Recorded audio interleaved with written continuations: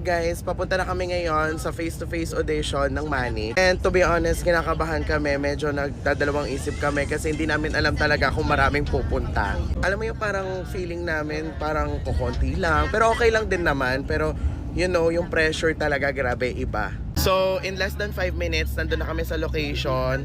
Update ko kayo guys kung meron bang pumunta. Sabi, ang daming nagpunta, baklo. Hala, lumalapit na sila sa sasakyan. Wait lang. Paano yan? Sobra grabe. Hanggang anong oras Grabe. Paano namin sasalain to lahat? kami nag-audition? Guys, hindi namin alam paano ma-accommodate yung ganito karami. Pero we are doing our best para lahat sila mapag-audition natin kasi sayang naman yung pinunta ng iba. Ang lalayo. Ayan na yung mga iba nag-audition. Good luck! Good luck, guys! So, sa mga sumusuporta sa amin, grabe, hindi namin to in-expect. Maraming salamat po. And we promise na mas lalo pa namin kayong papasahin ng more pa.